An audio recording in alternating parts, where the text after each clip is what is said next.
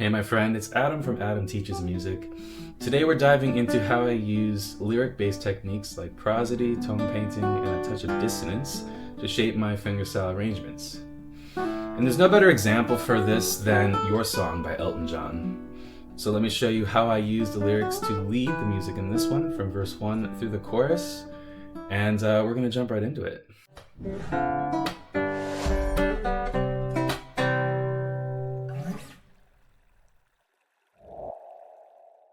It's a little bit funny, this feeling inside. I'm not one of those who can easily hide. Don't have much money, but boy, if I did, I'd buy a big house where we both could live. That first line, it's a little bit funny. It just sits on that G major 7 chord.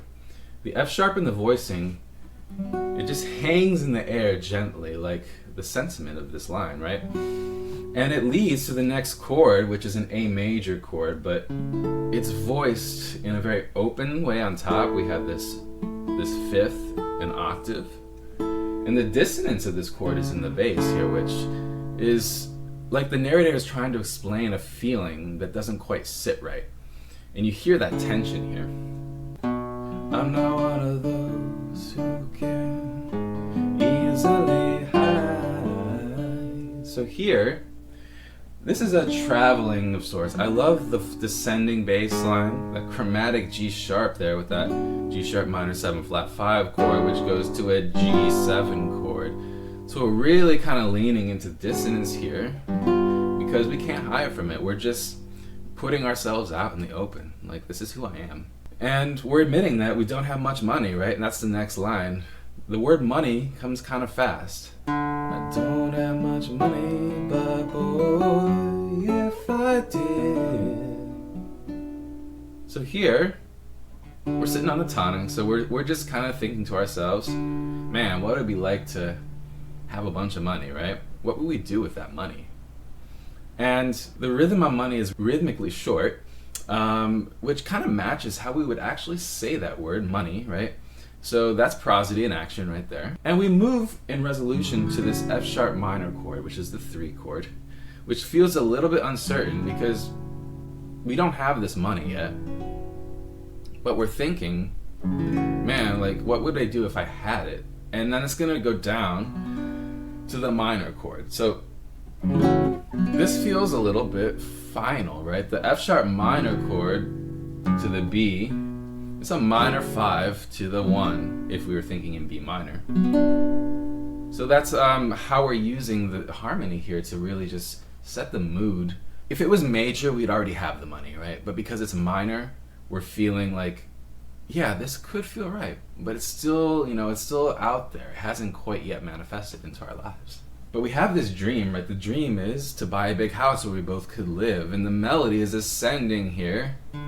I buy a big house where... And I like to just put a little bend on that E note there because it's very guitar-y, and I like it. That's mainly the reason. But we both could live. We resolve to the 5 chord here with a suspension. So again, this dream is still out there floating in the universe. It hasn't quite landed with us yet, but don't worry, we're going to get there. So this takes us into verse 2. If I was a sculptor, but then again, no, or a man who makes potions in a traveling show. No, it's not much, but it's the best that I can do. My gift is my song, and this one's for you. Alright, we finally arrived, guys. This is where he finally realized his gift. He realizes that this is where he finds that dream that he's been feeling inside.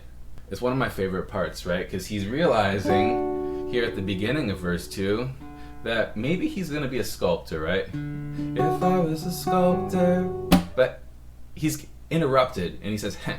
And I like to interrupt that phrase with this little slap, right? We're just like, nah, scratch that. But then again, we have that dissonant A major chord there. But then again, no, or a man. Now he's thinking, he's dreaming here. We have this dreamy chord progression again here, which I love that chord. It's my favorite part of the song, I think. Well, one of them. Or a man who makes potions in a traveling show. Now here, we're back on tonic, and he knows it's not much, but this is what is real, right? No, it's not much, but it's the best that I can do. And now here's, we're back on the tonic again. We're realizing that my gift is my song, and this one's for you. We've arrived on D major. We're going into the chorus now. Now the chorus is the emotional release of this song, right? And you can tell everybody that this is your song. It may be quite simple, but now that it's done, I hope you don't mind, I hope you don't mind that I put down in words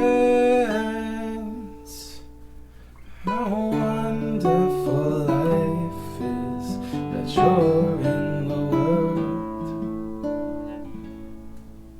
This is the emotional release, guys. This is how wonderful life is that you're in the world, right? You are in the world. Like, think about that. How wonderful life is that you are here. And that line deserves space. I like to let a little bit of dissonance bloom underneath the melody, especially right before arriving on this beautiful G major 7 chord. And this chord just feels like healing. Like we've moved through that longing stage, the fantasy stage, that awkward healing. And now we've met ourselves with honesty and we've achieved peace. And this is what I love about arranging. I can take a 4-chord song and I can use the lyrics to guide every single musical choice. And when you let prosody shape your phrasing, tone painting shape your dynamics, and dissonance create an emotional depth, you're not just playing the song, you're inhabiting it.